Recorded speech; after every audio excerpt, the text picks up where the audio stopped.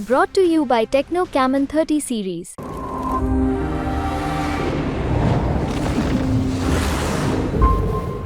नमस्कार दोस्तों, न्यूज़ तक के इस खास चुनावी शो में आपका एक बार फिर स्वागत है। मैं हूं नीरज। जैसा कि हम लगातार कह रहे हैं कि बस अब कुछ ही घंटे बचे हैं, उल्टी गिनती शुरू हो गई है 4 जून को लोकसभा चुनाव के नतीजों की। उससे पहले 1 जून को 7वें फेज़ की वोटिंग होगी देश भर में। उसी दिन एग्जिट पोल के नतीजे आएंगे और फिर 4 जून को नतीजे। इस वक्त हर किसी की उत्कंठा, जिज्ञासा इस बात को लेकर है कि 4 जून को जो नतीजे आने वाले हैं वो क्या होंगे, किस पार्टी को कितनी सीटें आएंगी, कौन सा गठबंधन एनडीए या इंडिया बाजी मारेगा और सरकार, नई सरकार देश में किसकी बनेगी। तो इस सवाल का जवाब ढूंढने के लिए आज हमारे साथ हैं वरिष्ठ पत्रकार, राजनीतिक विश्लेषक, इंडिया टुडे के कंसल्टिंग एडिटर और पिछले करीब 1.5 महीने से देश भर की खाक छान रहे राजदीप सरदेसाई। नमस्कार। आपका बहुत बहुत स्वागत है राजदीप। तो सबसे पहला सवाल आपसे यही है कि आपने तो कन्याकुमारी से लेकर और कश्मीर तक और गुजरात से लेकर पूरा उत्तर पूर्व तक सब जगह आप गए हैं लगभग। तो आपको क्या लग रहा है, कितनी सीटें आ रही हैं एनडीए गठबंधन की और इंडिया गठबंधन की? नमस्कार नीरज, और आपके सभी दर्शकों को भी मेरा नमस्कार। देखिए, मैं सीटों में नहीं जाऊंगा क्योंकि सीटों में जाकर आप मुझे फंसा दोगे। ये क्लिप चलेगी वायरल, ये बीजेपी आईटी सेल उसको पकड़ेगा, कांग्रेस आईटी सेल पकड़ेगा, और इसमें मैं नहीं पढ़ना चाहता। ना ही मुझ में उतनी क्षमता है या जानकारी है जो शायद किसी पोलस्टर के पास है। हालांकि मुझे कभी कभी लगता है पत्रकार पोलस्टर से ज़्यादा जानते हैं। बस इतना ही है कि हम कोई आंकड़े लोगों के सामने नहीं रखते, हमें वो हिम्मत नहीं है। लेकिन मैं इतना कहूँगा नीरज कि एक बड़ा इंटरेस्टिंग इलेक्शन है। 2-3 महीने पहले अगर ये सवाल किसी को भी आप पूछते तो कहते यार आएगा तो मोदी ही। मैं ये नहीं कह रहा कि मोदी जी नहीं आ रहे, पर 2 महीने पहले तो लोग बड़े कॉन्फिडेंस से कह रहे थे तो मोदी जी के अलावा कुछ और नहीं हो सकता। अब कुछ लोगों में खास करके विपक्ष में एक उम्मीद जागी है कि शायद ये इलेक्शन टाइट हो जाए। लेकिन मुझे अभी भी लगता है कि ज़्यादातर जो जनता है वो स्थिरता चाहती है, वो कंटिन्यूटी चाहती है। अगर आपने कश्मीर टू कन्याकुमारी कहा, एक अगर कॉमन नैरेटिव है वो ये है कि कहीं ना कहीं मोदी जी ने 10 सालों में स्थिर सरकार दी है। हाँ, कुछ वादे किए थे जो नहीं निभाए हैं, इसलिए एक उदासीनता भी है कुछ राज्यों में, या कुछ राज्यों के कुछ इलाकों में निराशा भी नज़र आती है। गुस्सा बहुत कम नज़र आता है कुछ वर्गों में, कुछ इलाकों में, खास करके युवाओं में कहीं ना कहीं गुस्सा भी नज़र आया। लेकिन मैं ये कहूँगा 2014 में जब चुनाव हुआ था और मोदी जी पहली बार प्रधानमंत्री बने थे तो लोगों में उम्मीद थी कि यार, एक तो गुस्सा था कांग्रेस के सरकार के खिलाफ कि ये एक छवि बनी थी कि भ्रष्ट सरकार है, कि इनको हटाना है, और उसके साथ उम्मीद था कि अच्छे दिन आएंगे। 2019 के चुनाव में मुझे लगता है राष्ट्रीयता का एक भाव था कि देखिए पुलवामा हुआ, बालाकोट हुआ, और विश्वास था कि मोदी जी जो है वो पूरी तरह से स्थिति संभालेंगे।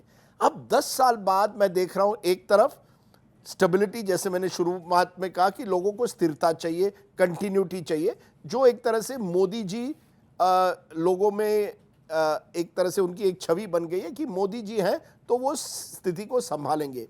लेकिन दूसरी तरफ जो उदासीन वोटर है या कहीं नाराज है, वो सोच रहा है यार मजबूरी है, दूसरी तरफ कौन है। ये भी मैंने कई लोगों से सुना कि हाँ यार, इतने वादे किए, सब कुछ तो हुआ नहीं, लेकिन दूसरी तरफ क्या है, क्या विपक्ष बेरोजगारी या महंगाई को कम कर पाएगा। और तीसरा मैं कहूँगा कि जो एक भाव है कि यार बहुत वादे करते हैं लेकिन ज़मीनी हकीकत कुछ और है। तो ये भी नज़र आया इस चुनाव में। कई इलाकों में लोगों को बहुत मुश्किलात हुई है पिछले 5 सालों में। कोविड हुआ है, लोगों की नौकरियां गई हैं, लोगों के आमदनी कम हुई है, और ये हम स्टूडियो में बैठकर ये सब हमें चुनाव के टाइम पर ही ये हमारे ध्यान में आता है कि ये सब हिंदू मुस्लिम की राजनीति से ये देश नहीं चलता है। ये आपके डिबेट चलते हैं, लेकिन ये देश चलता है आम आदमी की परेशानी या कोई उपलब्धि पर। नेट आप कहेंगे कि कौन जीत रहा है, मैं कहूँगा अभी भी एडवांटेज मोदी जी और बीजेपी का है, क्योंकि उनको बहुत बड़ी बढ़त थी 2019 में, और उसको रिवर्स करना पूरी तरह से विपक्ष को, और मुझे लगता है मशक्कत करनी चाहिए थी, जो शायद विपक्ष ने नहीं की। इंडिया अलायंस बहुत लेट अपनी कोऑर्डिनेशन कर पाया, और तो मैं कहूँगा एक मजबूरी की वजह से और या उम्मीद इस बात की कि स्थिर सरकार रहेगी, ये मोदी जी को एडवांटेज देता है, लेकिन उतना एडवांटेज नहीं जो 2 महीने पहले नजर आया था। कुछ राज्यों में जरूर कांटे की टक्कर, एक तरह से आप कहते हैं, ये वर्ड बहुत ओवर यूज होता है, क्योंकि जब भी मैं सुनता हूँ कांटे की टक्कर मुझे लगता है यार यानी बीजेपी जीत रही है। पिछले 10 सालों में मैंने उत्तर प्रदेश में जब भी सुना है कांटे की टक्कर, अन्य राज्यों में, मध्य प्रदेश में 6 महीने पहले लोग कहते अरे कांटे की टक्कर है, क्या हुआ, 3/4 बीजेपी को मिली। तो कांटे की टक्कर नहीं, लेकिन जहां बीजेपी ने गलत कैंडिडेट्स को दिया है ये समझकर कि नहीं मोदी के नाम पर देंगे, इस बार वहां शायद बीजेपी को कुछ इलाकों में मार खानी पड़े, क्योंकि जनता भी अब सतर्क हो गई है। आम जो वहां का विधायक है या वहां का एमपी है, उनके खिलाफ लोगों की नाराजगी कई इलाकों में मैंने देखी कि कहाँ था हमारा एमपी जब कोविड हुआ था, अब वो आते हैं वोट लेने मोदी जी के नाम पर। तो कुछ तो कठिनाई है, लेकिन फिर भी मैं समझता हूँ बीजेपी फ्रंट रनर इस चुनाव में अभी भी है। बिल्कुल, हम जो राज्यों की बात आपने की, हम थोड़ा ज़ूम इन करेंगे राज्यों पर भी और एक-एक राज्य की बात करेंगे, लेकिन उससे पहले बहुत सारे स्लैब्स चल रहे हैं एनडीए की सीटों को लेकर। पहला तो स्लैब खुद बीजेपी ने दिया जब उन्होंने कहा कि अब की बार 400 पार, लगभग 2 महीने पहले जब उन्होंने कहा, तो 400 पार का एक नैरेटिव चला। फिर उसके बाद चुनाव पास आते-आते पहले फेज़ की, दूसरे फेज़ की वोटिंग के बाद बात होने लगी कि यार 400 पार तो ठीक है, लेकिन 300 से ऊपर तो लेके आ रहा है एनडीए गठबंधन। एक स्लैब आया कि 272 और 300 के बीच में लेके आएगा, और एक स्लैब आया कि 240 और 272 के बीच में कहीं आके टिक जाएगा। आपको क्या लगता है कहाँ पे ये ठहरता है आंकड़ा? आंकड़ा नहीं दूंगा। आप मुझे फंसाने की ना कोशिश करें, ये बीजेपी आईटी सेल इसी मौके को ढूंढ रहा है कि कहाँ राजदीप को फंसाया जाए। लेकिन देखिए, मैं कहूँगा 250 से कम बीजेपी के सीट मुझे नहीं लगता होने हैं। मुझे लगता है 250 के ऊपर आएंगे, बहुत कम चांस है। 250 और 272 के बीच हो सकता है, लेकिन उसके भी चांसेस थोड़े ज़्यादा है कंपेयर टू 2 मंथ्स। लेकिन अभी भी मैं नहीं मानने के लिए तैयार हूं कि बीजेपी को बहुमत नहीं आ रही है। 272 टू 300 इसकी काफ़ी संभावनाएं हैं। 300 के ऊपर जाना मैं रूल आउट नहीं करता।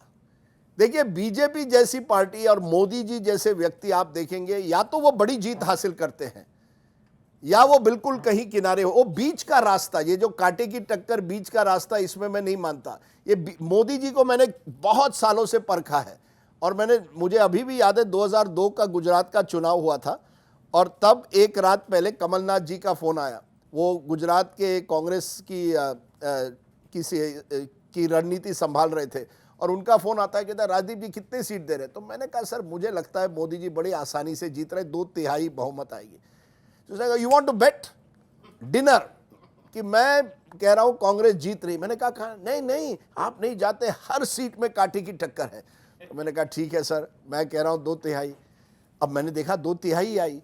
एक चुनाव था 2012 का, बहुत कम लोग जानते हैं, गुजरात का वो चुनाव, वहां मोदी जी हार सकते थे।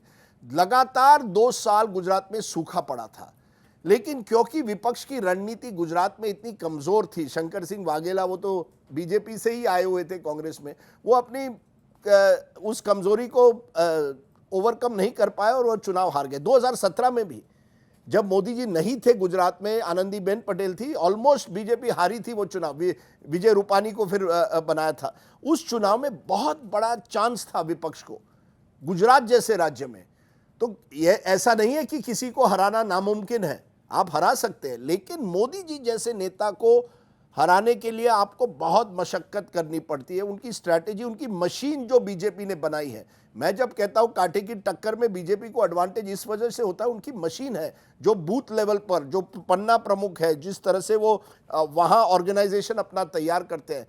विपक्ष कई राज्यों में उसका मुकाबला नहीं कर पाती, उनके पास ना साधन है, ना ही शायद उतनी ताकत है या मनोबल है। लेकिन ओवरऑल इसलिए इतने जो आपने आंकड़े दिए, मैं कहूँगा मैं 280, आई थिंक, मैं फिगर नहीं, फिर से मैं फंस जाऊंगा, लेकिन 280 एक ऐसा फिगर है जो मुझे लगता है बीजेपी वहां तक जाएगी। अगर ऊपर चली गई तो कहीं भी जा सकती है, नीचे चली गई तो 250 के नीचे तो नहीं जाएगी। सब आपके उत्तर प्रदेश पर है, आपके करोड़ों ये उत्तर प्रदेश बड़ा ऐसा राज्य है, कौन जाने क्या होता है वहाँ। और मेरे महाराष्ट्र में बहुत दिनों के बाद लोगों में चर्चा है, मेरे एक मराठी पत्रकारों का ग्रुप है, वहाँ भी बहुत ये चल रही है किसको कि पहली बार मैं देख रहा हूँ महाराष्ट्र में। नॉर्मली ऐसा कभी नहीं होता कि लोग कहते यार या तो 35 आएगी या विपक्ष को 35 आएगी या बीजेपी को आएगी। ये जो बड़े विभिन्न अंदाज आ रहे हैं, ये दो राज्य हैं जो तय करेंगी कि बीजेपी का नंबर कहाँ रहेगा। बाकी राज्यों में मुझे लगता है बीजेपी लगभग 3, 4, 5, 6 सीट हार सकती है। कर्नाटक एक राज्य है जहां शायद 8, 9 भी हार सके। उसके अलावा मुझे कहीं नहीं दिख रहा कि बीजेपी को कहीं इतनी बड़ी हार हो सकती है। एक यूपी मेनली और कुछ लेवल तक महाराष्ट्र में ये जानिए पिछली बार बीजेपी 25 सीटें कॉन्टेस्ट की थी, 23 जीती थी, अब 28 सीटें कॉन्टेस्ट कर रही है, ज़्यादा सीटें। तो उतना भी नुकसान नहीं होना चाहिए। विधानसभा में हो सकता है और ये एक बड़ा फैक्टर है। विधानसभा और लोकसभा में हरियाणा हो, महाराष्ट्र हो, आप देखेंगे अलग अलग सीटें आ सकती है, वहाँ बीजेपी को और मशक्क़त शायद करनी पड़े। तो मैं अभी भी कह रहा हूँ कि मैं उनमें नहीं हूँ जो समझता हूँ कि बीजेपी ये चुनाव हार रही है। तो राजीव, आपने एक शब्द का उपयोग किया कि उदासीन वोटर, मतलब जो, तो संजय कुमार आए थे हमारे यहीं मंच पर बात करने के लिए, तो उन्होंने कहा कि जो 8 अप्रैल को CSDS ने सर्वे किया था, तो उसमें शायद मैं आंकड़ा अगर ठीक से याद कर रहा हूँ तो 13% लोग ऐसे थे जो उन्होंने रिलक्टेंट बीजेपी वोटर ऐसा उन्होंने टैग किया है उनको। तो ये रिलक्टेंट बीजेपी वोटर जो अप्रैल में था 12-13% का, वो आपको लगता है कि वो दूसरी तरफ जा सकता है? देखिए, इसके साथ साथ मैं एक और आंकड़ा देता हूँ। CSDS का आपने जिक्र किया, पिछले चुनाव में जब उन्होंने पोस्ट पोल किया था, करीब 33% ऐसे 1/3 वोटर थे जिन्होंने कहा हमने बीजेपी को वोट दिया इसी वजह से कि नरेंद्र मोदी प्रधानमंत्री हैं। यानी एक ऐसा फ्लोटिंग वोटर है जो बीजेपी से कोई उसका लगाव नहीं है, उसका मोदी जी से है। और क्या वो लगाव बरकरार है या वो मजबूरी में वोट, जो रिलक्टेंट वोटर है मैं उसको कर रहा हूं मजबूर वोटर, वो कह रहा है यार मोदी जी ने वादे बहुत किए थे, कितना हुआ। खास करके युवाओं में मैं देख रहा हूं कि यार इतने बड़े वादे करते हैं लेकिन यहाँ पेपर लीक होते, तो क्या किया है, या अग्निवीर स्कीम से हमें पसंद नहीं है। लेकिन क्योंकि दूसरी तरफ उन्हें कोई विकल्प नजर नहीं आता तुरंत, और के लोग तो चुनते हैं ना आखिर में कि अगर मुझे मोदी जी का या उनके मंत्री का या उनके वहाँ के MP का, विधायक का काम पसंद नहीं है तो किसको दें, सांसद का काम मुझे पसंद नहीं है तो दूसरी तरफ कोई है या नहीं। जहाँ है वहाँ बीजेपी को विपक्ष को चांस है, जहाँ विपक्ष ने अच्छी सीटें दी। और यूपी में एक मानता हूँ, अखिलेश यादव ने, किसी ने तो उनको बहुत दिनों के बाद मैं देखता हूँ अखिलेश यादव ने सोच समझकर सीटें दी है। उनकी मेहनत पर आप सवाल उठा सकते हैं। देखिए, अखिलेश यादव ने, मुझे लगता है हर दिन 10 रैली करने चाहिए जैसे तेजस्वी कर रहे हैं बिहार में। जब मोदी जी अपनी उम्र में कर सकते हैं करीब 200 रैली, तो आप क्यों नहीं कर सकते रोज 10 रैली? अरे जाओ कारपेट बॉम्ब करो। विपक्ष यही नहीं कर पाता है ना। राहुल गांधी हो 3-4 रहे, वो जमाना चला गया। अब आपको कारपेट बॉम्ब करना पड़ता है, हर जगह हर इंटरव्यू दे दो, सब कुछ करो, पूरा टेक ओवर कर दो। मोदी जी ने एक तरह से मीडिया को भी टेक ओवर कर दिया, 80 इंटरव्यू दे दिए। पर मुझे अभी तक नहीं दिया, वो एक दिन देंगे जरूर, वो अलग बात है, वो दूसरे दिन डिस्कस करेंगे कब देना है नहीं देना है। पर मैं कह रहा हूं कि आई थिंक कि ये जो रिलक्टेंट वोटर जिसकी मिलिंद ने बात की, वो रिलक्टेंट वोटर उदासीन भी है लेकिन मजबूर भी है, और वो अभी तक तय नहीं कर पाया कि मुझे मोदी जी के अलावा और कौन सा नेता हो सकता है जो इस देश को संभाल सके। हमारे जो लोकसभा चुनाव हो रहे हैं वो प्रेसिडेंशियल टाइप हो रहे हैं कि मुझे एक नेता कौन चाहिए। ये इतना विधानसभा में नहीं होता उस लेवल तक। विधानसभा में लोकल हो जाता है, स्थानीय मुद्दों पर होता है कि मुझे इस विधायक ने काम नहीं किया, इसको हटाना है। और बीजेपी ने एक चीज तो की ना, 132 आपने अपने सांसद को हटाया, सिटिंग MPs को हटाया है। यानी कहीं ना कहीं बीजेपी को भी पता चल गया कि लोकल लेवल पर एंटी इनकम्बेंसी है। नहीं तो आपने 303, अगर इतना सब चंगा है और अच्छे दिन वाकई आ गए जैसे बीजेपी कहता है मोदी की गारंटी, अरे आपके MP की गारंटी का क्या? 132 लोगों को आपने हटाया है, इसका भी कोई महत्व है या नहीं है? दक्षिण भारत में तो मोदी जी ने इस बार काफ़ी मेहनत की, बीजेपी ने बहुत ताकत लगाई, तो जो दक्षिण की 130 सीटें हैं वहाँ कितनी संभावना लग रही है? देखिए, पिछली बार 131 सीटें हैं, पुडुचेरी को अगर ले तो उसमें से बीजेपी को 29 मिली थी। बीजेपी को आई थिंक पता चल गया कि देखिए हमने तो उत्तर और पश्चिम भारत में मैक्स किया है, हमें अब पूर्व और दक्षिण की तरफ देखना है। उसमें से भी 29 में से 25 तो कर्नाटका से ही आई थी, जहां पिछले साल कांग्रेस की सरकार बनी। तो अब कहां हमें एक्सपेंड करें? अब देखिए, 7 बार मोदी जी जनवरी और मार्च के बीच में तमिलनाडु गए, 7 बार। केरल 3 बार गए। केरल में भी एक हवा चली कि पहली बार बीजेपी इतना प्रयास कर रही है। लेकिन देखिए, वही जो दिक्कत विपक्ष को उत्तर भारत में है, वही बीजेपी को दक्षिण में है कि आपका वोट शेयर बढ़ सकता है, सीटें कैसे मिलेगी? अब ये जो बात चल रही, नहीं तमिलनाडु में ये करेंगे, केरल, देखिए ये जो स्टूडियो में है ना, बगैर कोई सोचे हुए जो भी कोई कह दे आप उसको मान लेते हैं। तमिलनाडु, केरल में मुझे अभी भी लगता है बीजेपी का वोट शेयर बढ़ सकता है, लेकिन सीटें मिलना बहुत मुश्किल है। आंध्र में फिर आप चंद्रबाबू नायडू के साथ क्यों गए? क्योंकि आपको पता चला कि हम अकेले तो नहीं, 0 होगा, 0 होगा, इसलिए आप चंद्रबाबू नायडू, वही चंद्रबाबू नायडू जिसने आपको आतंकवादी कहा था। आप सोचिए, बीजेपी ने चंद्रबाबू नायडू के साथ गठबंधन क्यों किया? आपने कुमारस्वामी के साथ क्यों किया? वही कुमारस्वामी जिसको आप पिछले साल भ्रष्ट कह रहे थे। क्योंकि बीजेपी को पता चला है कि दक्षिण भारत में आपको अलायंस पॉलिटिक्स करनी पड़ेगी, और अगर उसमें 5, 6, 7 सीटों का भी इजाफा हुआ तो आपको प्लस होता है, जो कहीं दूसरे जगह में उत्तर या पश्चिम में माइनस हो। तेलंगाना में बीजेपी की सीटें बढ़ सकती है, पिछली बार 4 थी, बीआरएस कमजोर हो रही है और बीजेपी की 2-3 हो सकता है 4 भी बढ़े। तो ये कुल मिलाकर दक्षिण में मैक्सिमम मैं समझता हूँ बीजेपी वहीं की वहीं रहेगी, क्योंकि थोड़ा तो नुकसान शायद कर्नाटका में उनको झेलना ही पड़े, जो तेलंगाना में उसे ऑफसेट कर सकते हैं। राजदीप, बीजेपी आपसे खासा प्यार करती है, ये तो हमें सोशल मीडिया पर दिखता है। मेरा सवाल ये है कि नरेंद्र मोदी और अमित शाह को अगर आप एक एक सांचे में रखें तो बेहतर पोल स्ट्रेटेजिस्ट आप किसे मानते हैं, नरेंद्र मोदी को या अमित शाह को? सर, ये सवाल आपने अरविंद केजरीवाल टाइप्स पूछ लिया है कि 1 साल बाद मोदी जी की जगह पे अमित शाह देश के प्रधानमंत्री बनेंगे। देखिए, मोदी जी और अमित शाह ये जोड़ी नंबर 1 है। इन्होंने बहुत प्रयास, बहुत मेहनत की। मैंने मेरे किताब में लिखा है, एक लल्लन टॉप के शो पर भी कहा है, 1986 या 87 में एक अहमदाबाद म्यूनिसिपल कॉरपोरेशन का चुनाव हुआ था, जहां वो पहली बार एक साथ लड़े थे। पोस्टर चिपकाए थे छोटी छोटी गलियों में।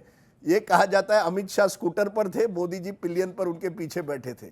वहीं से उनकी राजनीतिक शुरुआत होती है, तो मैं उनकी दाद देता हूं। उन्होंने बहुत मेहनत की है यहां आने के लिए, और उसी स्ट्रेटेजी को उन्होंने लगातार बूथ लेवल पर किस तरह से काम करना है, गलियों में किस तरह से जाना है, अब वो नेशनल लेवल पर किया है।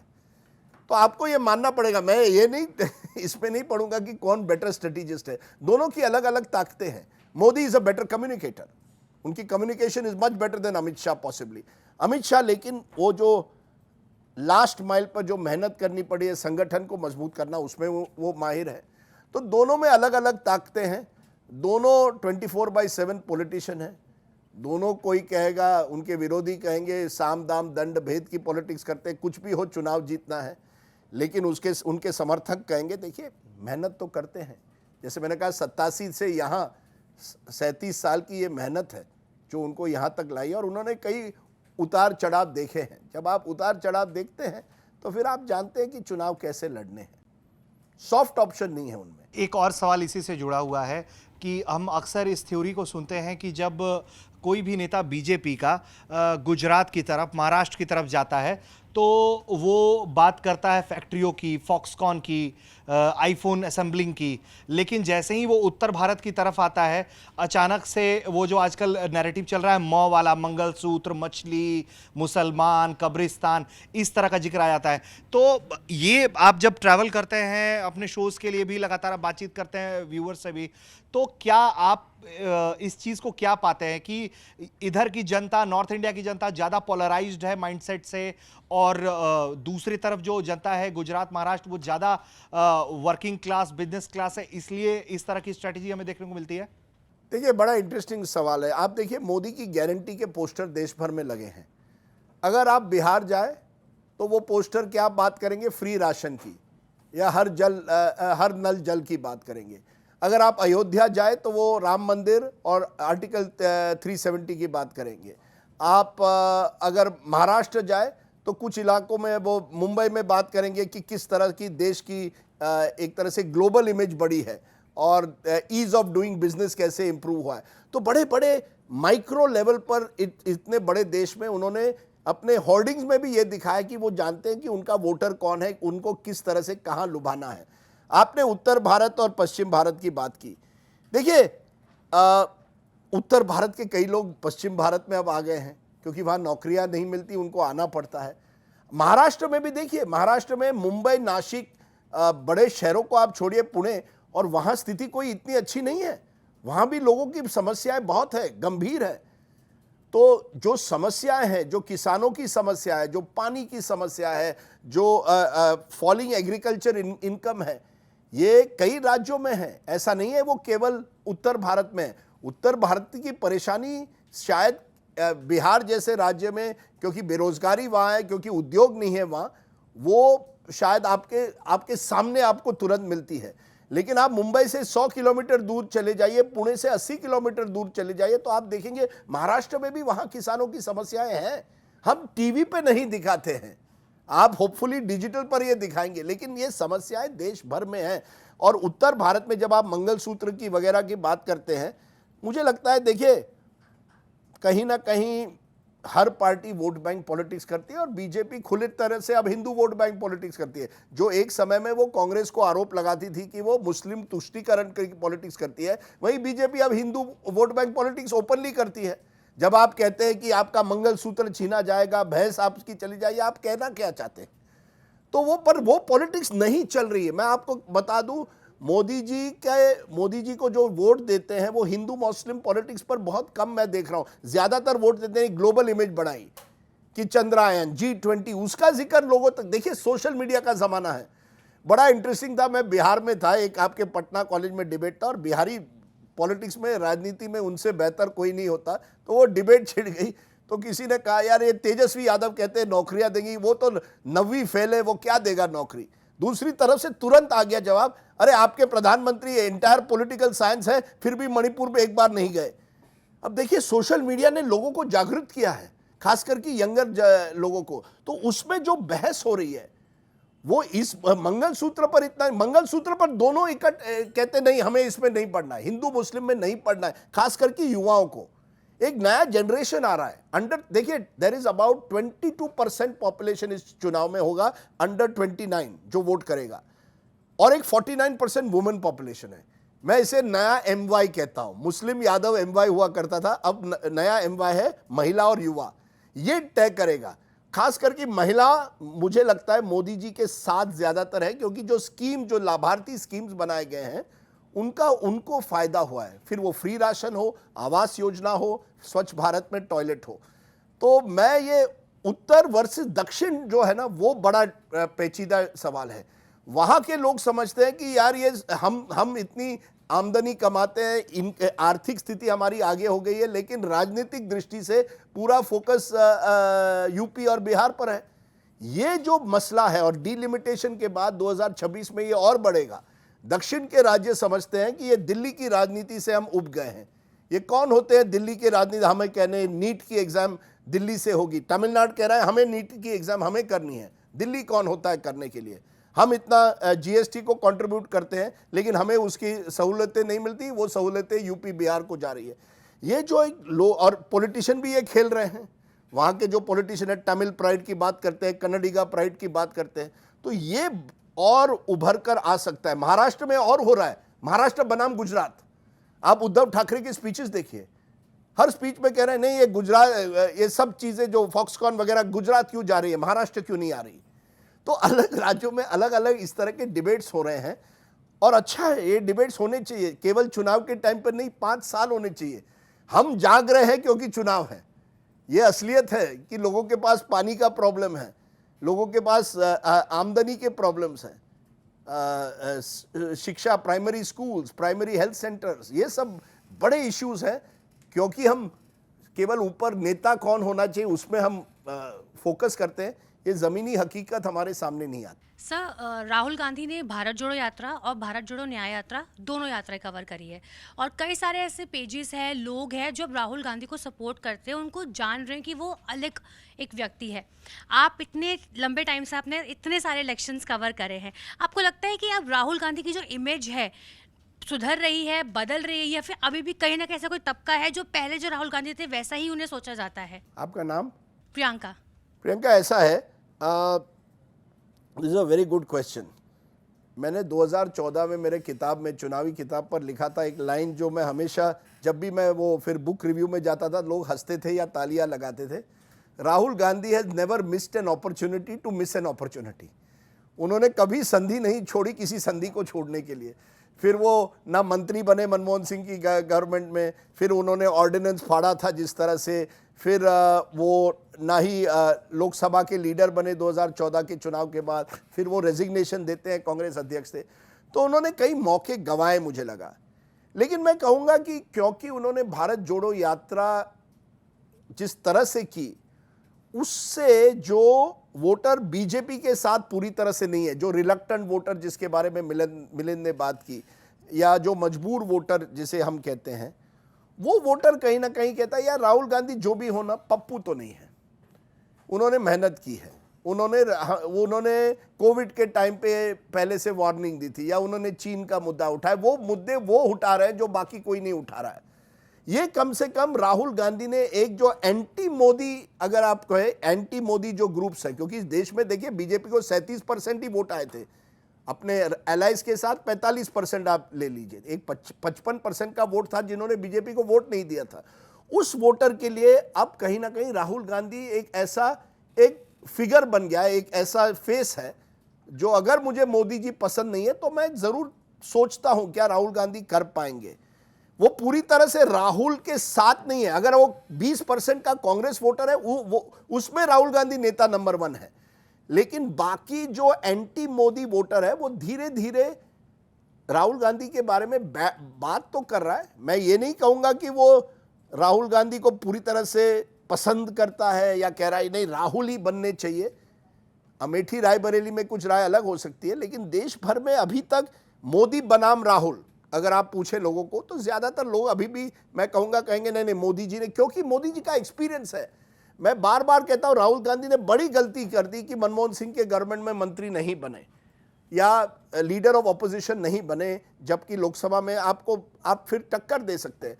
बट कंपेयर टू 2019 फर्क आया है, आप इसे डिनाई नहीं कर सकते। भारत जोड़ो यात्रा और जो इश्यूज देखिए इस इलेक्शन में, प्रियंका, जो नैरेटिव है ना, कांग्रेस जीते हारे वो तो बात अलग है, वो तो चुनाव में first pass the post system में आपको वोट शेयर भी बढ़ सकता है, फिर भी सीटें नहीं आएगी। लेकिन नैरेटिव में कम से कम जो इश्यूज राहुल गांधी ने उठाए हैं उन पर चर्चा तो हो रही है आज। फिर वो अग्निवीर हो, फिर वो बेरोजगारी का सवाल हो, फिर वो महंगाई का सवाल हो, या ये इनइक्वालिटी, देश में कुछ लोग बहुत अमीर बन गए, बाकियों की स्थिति बदली नहीं, इस पर चर्चा तो हो रही है। खास करके सोशल मीडिया के जमाने में आजकल राहुल गांधी की वीडियोस ज्यादा लोग देखते हैं कंपेयर टू 5 years ago। ये एक साइन है कि कहीं ना कहीं लोग राहुल गांधी के बारे में कम से कम सुनना तो चाहते हैं, जो शायद 5 या 10 साल पहले सुनते नहीं थे। सर, एक सवाल मेरा आपसे और है। अभी रिसेंटली भी आपने बहुत सारे अलग अलग पॉलिटिशियंस के इंटरव्यू लिए, प्रियंका गांधी हो गई, रेवंत रेड्डी हो गए, या फिर अरविंद केजरीवाल हो गए। इन सब से बात करते हुए आपका अपना पर्सपेक्टिव मैं जानना चाहूँगी इस चीज़ पे कि कौन सा ऐसा नेता है जिसको अभी भी अपनी कुछ ऐसी चीज़ों पे वर्क करने की बहुत ज़रूरत है, और कौन सा एक ऐसा नेता है जो बिल्कुल परफेक्ट है, उसको पता है कि कब मुझे कहाँ कैसे क्या बोलना है और कितना बोलना है। परफेक्ट तो कोई नहीं है, ये आप जानिए। फिर कोई ऐसा नेता नहीं है परफेक्ट जो है, हम में से कोई नहीं है ऐसा जो परफेक्ट हम कह सकते हैं। लेकिन मैं कहूँगा कि देखिए नेताओं में मुझे अन्नामलाई काफ़ी इंप्रेसिव लगे। तमिलनाडु जैसे राज्य में जहां डीएमके और एआईडीएमके के बीच में हमेशा लड़ाई रही है, एक ऐसा युवा नेता आता है जिसके बारे में चर्चा तो कर रहे हैं। फिर से वो शायद वोट ना दे बीजेपी को या अन्नामलाई को, शायद अन्नामलाई को भी कोयम्बटूर में बड़ी टक्कर उनको जीतने के लिए है, लेकिन कम से कम जो बातें वो रख रहे हैं, जिस तरह से वो बात कर रहे हैं, डीएमके को एक तरह से चैलेंज कर रहे हैं, मानना पड़ेगा लोग उनके साथ मेहनत भी कर रहे हैं। तो वो मैं कहूँगा दक्षिण से तेजस्वी यादव। देखिए तेजस्वी यादव की आप पॉलिटिक्स या जो विचारधारा है उससे मानते हैं, सहमत होते हैं कि हम सबको नौकरियां देंगे, रिजर्वेशन बढ़ाएंगे, ये सब अपनी जगह है, लेकिन मेहनत कर रहे हैं। देखिए जो ज़मीन पर मेहनत करेगा उसको एक ना एक दिन उसका फल मिलेगा। ये और तो आई वॉज क्वाइट इम्प्रेस्ड कि एक ऐसा नेता है जो वाकई और जो बातें भी करता है वो अपने पिताजी की तरफ। देखिए लालू जी एक ऐसे ज़माने से आए जहां बिल्कुल वो जाति की राजनीति में एक तरह से पूरी तरह से उस चुंगल में से बाहर नहीं निकल पाए। कम से कम ये तो बात करता है आधी आबादी की, वो बात करता है महिलाओं की। ऐसा नहीं कर रहा है केवल एमवाई, शायद उनका कोलिशन अभी तक एमवाई तक सीमित है, यानी मुस्लिम यादव, लेकिन उसके बाहर बातें तो कर रहा है। उनका वाई युवा है, जो उनके फादर का यादव था, तेजस्वी का युवा बन गया है। तो कई ऐसे यंग लीडर्स आते। देखिए अरविंद केजरीवाल जो थे, मुझे लगा एक ज़माने में वो वाकई मोदी जी को टक्कर देकर, पॉलिटिकल दिमाग उनका बहुत शार्प है, वो जानते हैं मीडिया को किस तरह से क्या कहना है। जो मोदी जी की एक तरह से ताकत है वो केजरीवाल की भी ताकत है, वो जानते हैं किस तरह से कम्युनिकेट करना है, very good communicator. Priyanka Gandhi Vadra, उनकी हिंदी बहुत अच्छी है कंपेयर टू अवर ब्रदर, पर जब तक आप चुनाव खुद नहीं लड़ेंगे तब तक आपको कौन सीरियसली लेगा। प्रियंका गांधी वाड्रा ने चुनाव लड़ना चाहिए था अमेठी से या रायबरेली से, तो फिर लोग कहते हैं हाँ वो वाकई नेक्स्ट जनरेशन की नेता बनना चाहती है। तो अलग अलग नेता है अलग अलग राज्यों में, कुछ इम्प्रेसिव है। मैंने सुना है, मैं गया नहीं, एक नया नेता है बाड़मेर से, इंडिपेंडेंट कैंडिडेट जो पिछली बार एमएलए भी जीता था, रविंदर भाटी, उनकी बहुत चर्चा है, पर वो नेशनल मीडिया में नहीं होती है, लेकिन ज़मीन पर सोच लीजिए एक इंडिपेंडेंट कैंडिडेट आज की तारीख में अगर जीत सकता है कोई भी चुनाव, यानी कुछ तो होगा उस लड़के में। अब वो टिकट मैंने सुना है चाहता था बीजेपी से, बीजेपी ने टिकट नहीं दी, अब वो खुद लड़ रहा है, लेकिन सबके नाक में उन्होंने वहाँ दम कर दिया है। तो कई यंग नेता उभर कर आ रहे। जो अभी मैं पंजाब से आ रहा हूँ, वहाँ तो ट्रबलिंग ये है कि वहाँ बात हो रही है अमृतपाल सिंह की कि वो शायद चुनाव अपना जीत जाए। अब आप सोचिए जेल से एक ऐसा व्यक्ति जो खालिस्तान की बात करता है वो शायद चुनाव जीत जाए। बीएन सिंह जिसने इंदिरा गांधी की हत्या की, उनका पोता लड़ रहा है इंडिपेंडेंट, वो भी रेस में है। पंजाब में एक अलग राजनीति हो रही है। देखिए ये चुनाव ये दिखा रहा है इस देश में वन नेशन वन लीडर की राजनीति की एक सीमा होती है। हर राज्य में अलग अलग परिस्थिति है, अलग अलग चीज़ों पर लड़ाई हो रही है। महाराष्ट्र में महाराष्ट्रन अस्मिता की बात हो रही है, वहीं पंजाब में जैसे मैंने कहा एक रेडिकलाइजेशन आ रहा है। जो खालिस्तानी एक सेंटिमेंट है वो अभी भी जिंदा है कुछ इलाकों में, फरीदकोट में कुछ अलग अलग जो बॉर्डर एरियाज हैं। तो ये देश विभिन्नता का देश है, और जो इन विभिन्नता को साथ लेकर चले वो नेता असली नेता होता है। मुझे लगता है ऐसे बहुत कम नेता मुझे नजर आते हैं, इसलिए मैं परफेक्ट नेता तो मुझे मिला ही नहीं अभी तक। सर आपने तेजस्वी का जिक्र किया और बिहार में तेजस्वी की रैलियां जिस तरीके से आज तक आंकड़े हैं कि शायद 258 रैलियां उन्होंने कर ली है, मैक्सिमम मुझे लगता है। हाँ, तो क्या आपको लगता है कि इन रैलियों से सीटों में भी जो शून्य पर थी तो वो सीटें उनकी बढ़ रही है बिहार में, इंडिया गठबंधन वहाँ पर कितना बेहतर कर सकता है? देखिए यही तो सवाल है कि अगर आप देखें पिछले चुनाव में 2019 में सरकारी जो गठबंधन था, जो बीजेपी लेड गठबंधन था और दूसरी तरफ आरजेडी का था, उनके बीच में करीब 20-22% का डिफरेंस है। यानी आपको बहुत बड़ा स्विंग चाहिए अपनी तरफ, वो आसान नहीं है। तो ज़रूर मैं समझता हूं कि तेजस्वी यादव वोट शेयर बढ़ा सकते हैं, या विधानसभा चुनाव हो जब लोग सवाल पूछेंगे क्या आप फिर से नीतीश कुमार को चाहते हैं या एक नया नेतृत्व चाहते हैं, वहाँ उनके चांसेस बढ़ेंगे।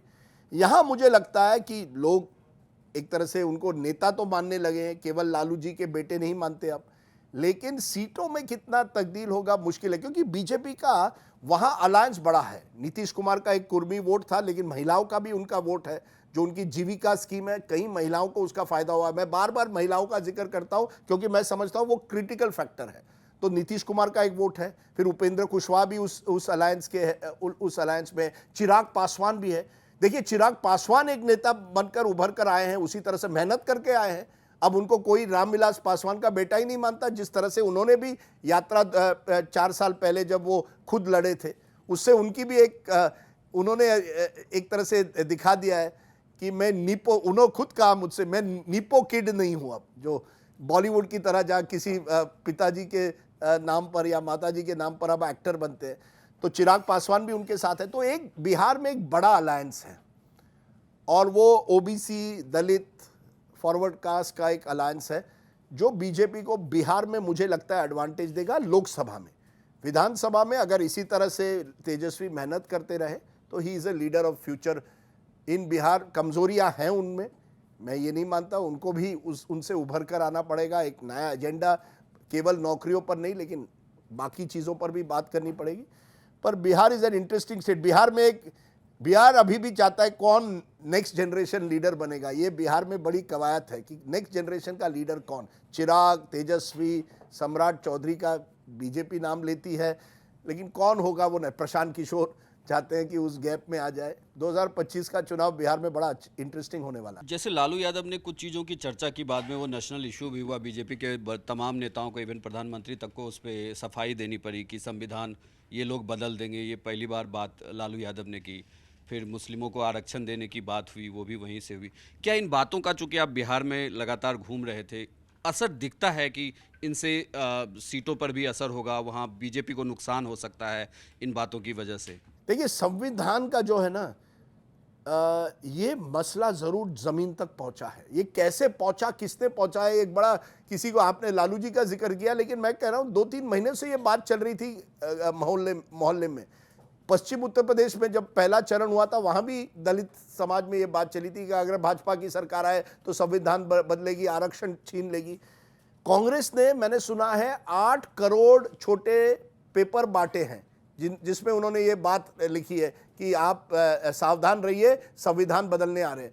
तो दलितों में इसका कितना असर होगा, आदिवासी समाज में, ये अभी तक क्लियर नहीं है, लेकिन चर्चा तो हुई है, ये बात जरूरी है। मुस्लिम आरक्षण पर देखिए, कोर बीजेपी वोटर है, उनमें ये बातें आती है, मंदिर की बात, मंगलसूत्र की बात, वो तो वोटर, मुझे लगता है मोदी जी ने कहा ताकि उनका वोटर वोट करने आए। फर्स्ट राउंड के बाद बीजेपी को डर लगा, जब वोटिंग टर्नआउट कम हुई, कि हमारा वोटर आ रहा है कि नहीं, तो उसको थोड़ा उत्तेजित करने के लिए उन्होंने ये किया।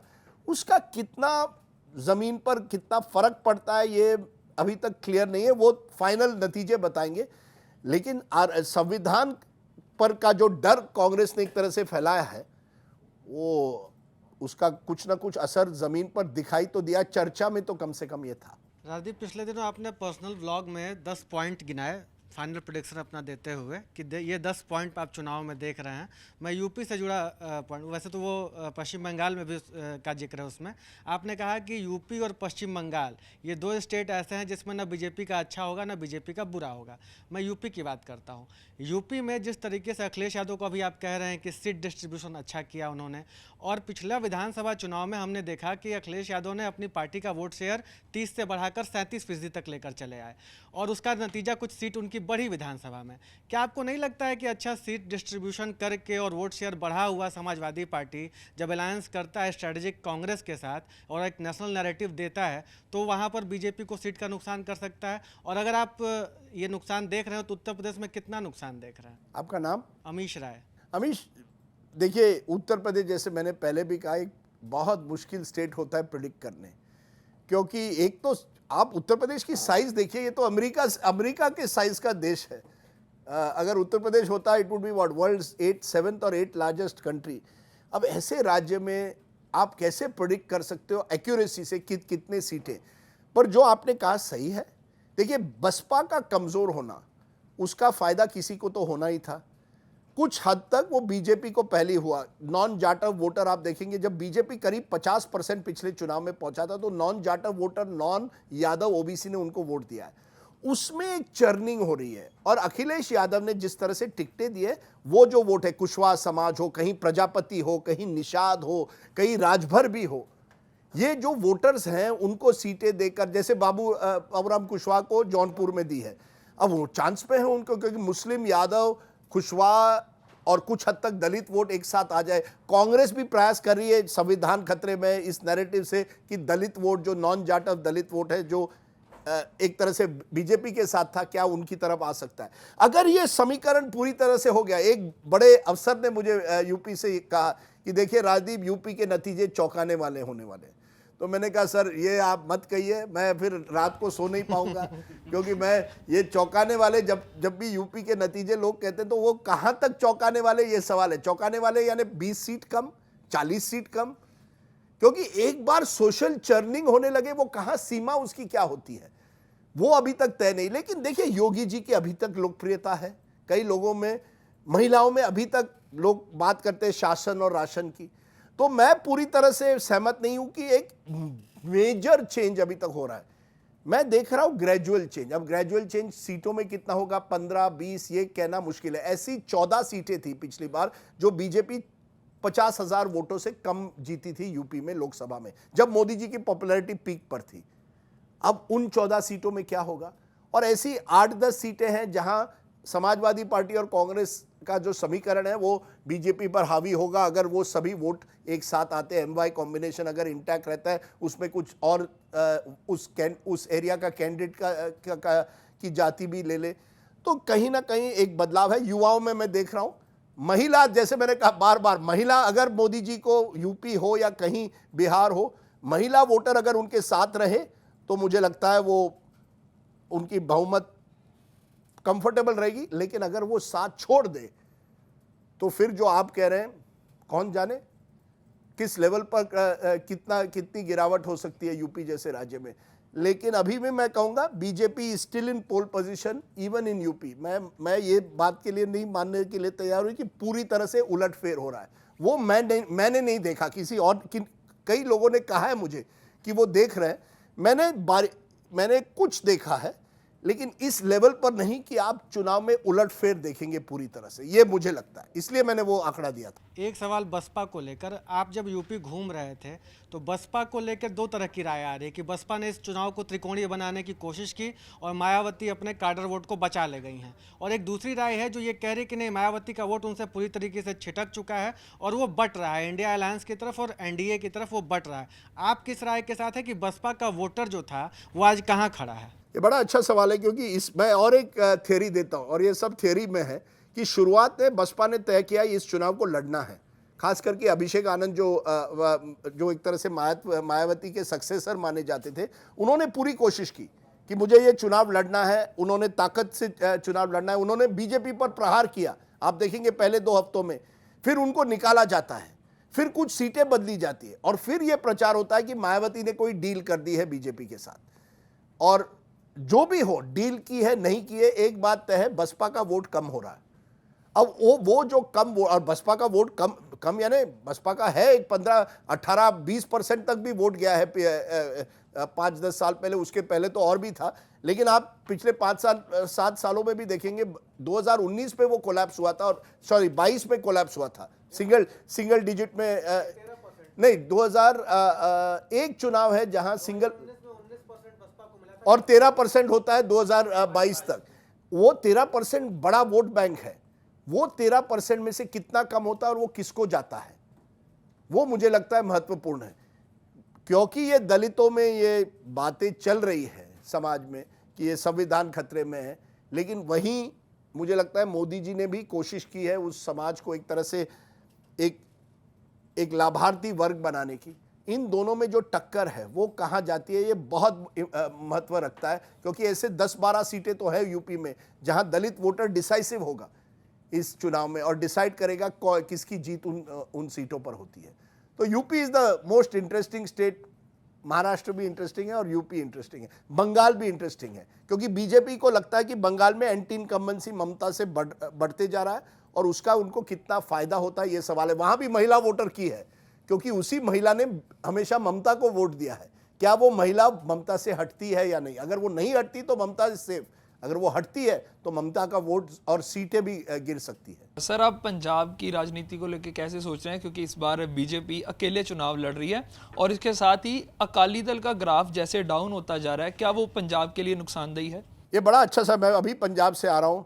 दूसरा पार्ट जो आपका है वो बहुत ही इंपॉर्टेंट है, क्योंकि अकाली का जो वोट है वो धीरे धीरे जो पंथिक वोट था वही ये अमृतपाल वगैरह उसे टारगेट करे। जब मॉडरेट पार्टी कमजोर होती है तो वो एक्सट्रीम पार्टी उस वोट को ले लेती है। सिमरनजीत सिंह मान एक जमाने में करते थे, अब अमृतपाल कर रहे हैं, बेअंत सिंह के पोते कर रहे हैं। ये बड़ी अकाली दल का ग्राफ जरूर नीचे गया है, पर उसका फायदा किसको मिल रहा है? अमृतपाल जैसे लोगों को, जो एक्सट्रीम वॉइसेस हैं। पहला आपने कहा बीजेपी आज की तारीख में, ये देखिए, ये पंजाब की अद्भुतता है आपका। ये 2014-19 लीजिए, बीजेपी बाकी पूरे उत्तर भारत में हावी रही, पंजाब में नहीं। देखिए, सिख प्राइड जो है ना, सिखों में एक अपना अस्तित्व है, उसको आसानी से ये हिंदुत्व की राजनीति, उनसे उनका कुछ परहेज है वो उसे, और फिर किसानों का गुस्सा, वो तो सब है, लेकिन ये हिंदू सिख पॉलिटिक्स जो है वो बीजेपी पूरी तरह से समझ नहीं पाई है। तो आज की तारीख में 2-3 सीटें ऐसी हैं जहां बीजेपी कह रही है हम फाइट में हैं, वहां बीजेपी कहती है कि हम फाइट में, जैसे कांग्रेस कहती है या सपा कहती है हम फाइट में यूपी में, तो वहीं पंजाब में बीजेपी कहते हैं 2-3 सीटों में हम फाइट में हैं। लेकिन मुश्किल है बीजेपी के लिए। जो असली लड़ाई आज है कांग्रेस और आप के बीच में है। बड़ा इंटरेस्टिंग है कि ये दो पार्टियां दिल्ली में एक साथ लड़ रही हैं, पंजाब में एक दूसरे के विरोध में लड़ रहे हैं। मैं चंडीगढ़ में था, एक बड़ा इंटरेस्टिंग किस्सा है कि एक प्रेस कॉन्फ्रेंस में, मुझे लगता है कांग्रेस के स्पोक्सपर्सन एक दिन वो प्रेस कॉन्फ्रेंस कर रहे थे दिल्ली में, चंडीगढ़ में और पंजाब में, और तीनों जगह में उनको अलग अलग चीज़ें कहनी पड़ी। एक जगह पंजाब गए और कहा आपके खिलाफ आप वोट दीजिए, चंडीगढ़ में कहा नहीं मनीष तिवारी और आप एक साथ है, और दिल्ली में आ गए और वही कहा नहीं हम लोग सब साथ हैं। तो कहीं कहीं आप हम सब साथ हैं, तो यहाँ कहीं जैसे प्रधानमंत्री ने कहा हम आपके हैं कौन। तो ये आप और कांग्रेस की परेशानी है वहाँ। सर, एक ना अमृतपाल के बारे में जैसे बात आती है कि ये इसके पीछे कोई आरएसएस की थ्योरी होती है, क्या आप जानते हैं इनमें कोई सच होता है ऐसी बातों में? नहीं, मैं नहीं मानता। वे जब तक कोई प्रमाण दे तब तक मैं नहीं मानता इसको। वैसे सर, मेरा सवाल राजस्थान को लेकर के है, क्योंकि जब शुरुआत में राजस्थान को लेकर के बीजेपी ने कहा कि मिशन 25, लेकिन उसके बाद अलग अलग राजनीतिक विश्लेषकों ने भी बात की और अलग अलग आंकड़े आए कि कोई कह रहा है कांग्रेस को इतनी सीटें मिल सकती हैं, कोई कह रहा है कि 3 से 5, कोई कह रहा है 5 से 7। आपको क्या लगता है कि क्या बीजेपी को नुकसान होगा, और होगा तो कितना होगा? क्या नाम है आपका? आंचल। देखिए, अगर आप देखें 25 में से ऐसे 23 सीटें हैं पिछली बार जो बीजेपी को 50% से वोट शेयर ज्यादा मिला था राजस्थान में। देश में ऐसी 224 सीटें हैं, बहुत कम लोग ये जानते हैं 224 सीटें हैं जिसमें बीजेपी को 50% से ज्यादा वोट शेयर मिला था। राजस्थान में 25 में से ऐसी 23 है। अब इन सीटों में हराना मुश्किल है, लेकिन एक बड़े राजस्थान नेता ने मुझे फोन पर कहा है, जिस तरह से कमलनाथ ने इतने सालों पहले गुजरात के बारे में कहा था, मैं आपसे बेट लेता हूं, मैं अपना नाम बदलूंगा, मैं राजनीति छोड़ूंगा अगर कांग्रेस को 8 से कम सीटें आती है। तो मैंने कहा सर मैं रिकॉर्ड करूं, तो उन्होंने कहा रिकॉर्ड कीजिए। जो, और वो ऐसे नेता है जिनको मैं सीरियसली लेता हूं, वो कोई ऐसी बातें नहीं कहते केवल कैमरा के लिए या, लेकिन उन्होंने कहा मुझे 8, और उन्होंने गिन के मुझे 8 सीटें दी और उन्होंने वजह भी बताई। देखिए 8 में से चलिए 4 भी उनके सही, वो तो विपक्ष के लिए ग्रोथ है ना, क्योंकि 25 आउट ऑफ 25 थे। राजस्थान में क्या हुआ है, मुझे लगता है वही प्रॉब्लम है कि बीजेपी को लगा कि ये चुनाव हर क्षेत्र में केवल मोदी जी के नाम पर हम जीत जाएंगे, कैंडिडेट की जरूरत ही नहीं है। कुछ ऐसी सीटें हैं जहां जातीय समीकरण की वजह से या कैंडिडेट की वजह से टक्कर है, कांटे की टक्कर भी कह दीजिए। नहीं, देखिए जैसे चूरू की सीट है, वहां लोगों को लगता है कि जरूर टक्कर है। सवाई माधोपुर टोंक की सीट है, वहां लोगों को लगता है कि एक टक्कर है। नगौर की सीट है, वहां लोगों को लगता है कि टक्कर है। कुछ लोग कहते हैं बांसवाड़ा जहां बाप का कैंडिडेट है, या भरतपुर, जो मुझे नहीं लगता, लेकिन उनका कहना है कि वहां भी एक इस बार टक्कर है। ऐसी 5-6 सीटें, बाड़मेर की बात की जाती है, पर क्या वो टक्कर सीटों में तब्दील होगी, ये कहना बहुत मुश्किल होता है इंडियन इलेक्शंस में, क्योंकि स्विंग जो आपको चाहिए, स्विंग फैक्टर 6-7% का आसान नहीं है राजस्थान जैसे राज्यों में। लेकिन हु नोज। देखिए 2 चुनाव हैं जो हमारे सामने आने चाहिए, एक 84 का चुनाव, एक 2004 का।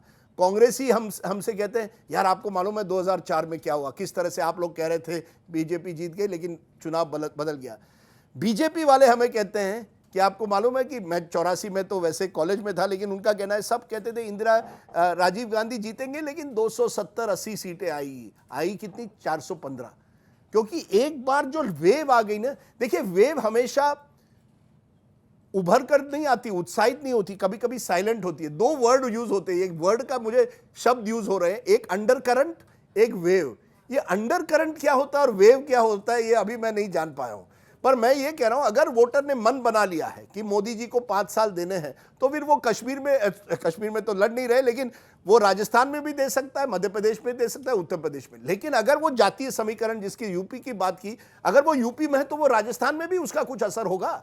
अगर चर्निंग हो रही है और लोग ऑप्शंस ढूंढ रहे हैं तो वो हर राज्य में होगा।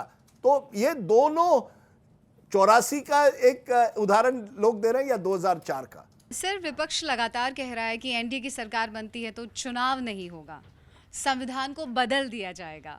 तो आप कैसे लेते इस बयान को? मतलब कितनी ग्रेविटी है विपक्ष के इस बयान में? और जिस तरह से विपक्ष लगातार एनडीए के उस नारे को लेकर कहता है जुमलेबाजी है, 400 पार के नारे को जुमलेबाजी बताता है, तो विपक्ष का ये बयान क्या है संविधान और चुनाव को लेकर? आपका नाम मैम?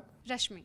अभी ये है, देखिए मुझे लगता है ये कहना ना संविधान खतरे में है या हमारा चुनाव ही नहीं होगा इसके बाद, इस पर कोई मैं जोर नहीं देता। इलेक्टरल डेमोक्रेसी जो चुनावी लोकतंत्र है वो उस देश में अभी भी बिल्कुल बरकरार है, इसीलिए तो कई सीटों पर कांटे की टक्कर हो रही है। लेकिन जो संवैधानिक डेमोक्रेसी है या कॉन्स्टिट्यूशनल डेमोक्रेसी है, पार्लियामेंट, कोर्ट्स, मीडिया, इन पर प्रेशर बढ़ा है और ये प्रेशर कहां तक जाता है ये सवाल है। तो मुझे लगता है हमें इसे 2 बक्सों में डालना चाहिए। एक तो जो चुनाव होते हैं, चुनाव के टाइम पे लड़ाई होती है, हाँ एक पक्ष को बहुत साधन है, दूसरे को कम है, उसको कैसे एक साथ किया जाए ये एक चुनौती है हमारे सामने। यूएस में होता है, यूएस में हर कैंडिडेट को उतना ही समय मिलेगा प्राइम टाइम पे डेमोक्रेट को जितना रिपब्लिकन को मिलेगा, यहाँ एक तरफा होता है। ये कुछ बदलाव हमें करने पड़ेंगे, पर यह कहना कि डेमोक्रेसी खतरे में नहीं माता, लेकिन कॉन्स्टिट्यूशनल डेमोक्रेसी जो मीडिया का दायित्व है या कोर्ट्स की जिम्मेदारी है या पार्लियामेंट की जिम्मेदारी है, ये कहीं ना कहीं लोगों पर सवाल ज़रूर उठा रही है कि वो चेक्स एंड बैलेंसेस हमारे सिस्टम में नहीं है। अगर ईडी केवल एक तरफा कार्रवाई करेगी तो लोगों को सवाल तो पूछने चाहिए ना कि क्या हो सकता है कि एक व्यक्ति, जब मेरे महाराष्ट्र में आप देखिए कितने लोगों ने पार्टी बदल दी, अब उनके खिलाफ जो कार्रवाई है वो धीमी हो गई है और बाकियों को जेल में डाला जाता है। तो सवाल तो ये उठाना तो कम से कम वाजिब है। इस देश में आज तक तो सवाल उठा सकते हैं, हम चीन नहीं बने अभी तक, चीन में तो सवाल नहीं उठा सकते, कम से कम इस देश में अभी तक लोकतंत्र इतना तो जीवित है कि हम ये सवाल उठा सकते हैं और विपक्ष को भी ये पहचानना चाहिए और सरकार को भी। तो 4 तारीख को आने वाले चुनाव नतीजों को लेकर राजदीप ने पूरे देश के बारे में और तमाम राज्यों के बारे में तफसील से हमारे साथ बात की। उनका कहना है कि विपक्ष मजबूत विपक्ष की तरह तो लड़ा, लेकिन शायद विकल्प की तरह नहीं लड़ पाया। लेकिन फिर भी many slip between cup and the lip, लब तक आते आते जाम टूट जाते हैं। इसलिए एनडीए और बीजेपी को भी बेसब्री से 4 जून का इंतज़ार रहेगा। नतीजे आने के बाद हम राजदीप से फिर बात करेंगे उन नतीजों को लेकर। तब तक आप तमाम तक चैनलों के साथ बने रहिए। आज हमारे साथ ये तफसीली बातचीत करने के लिए राजदीप आपका बहुत बहुत शुक्रिया। तमाम दर्शकों का आभार, नमस्कार। बहुत बहुत शुक्रिया। और मैं न्यूज़ तक को ये कहूँ कि ज़माना आपका है, टीवी का नहीं, डिजिटल का ज़माना है। बहुत बहुत शुक्रिया।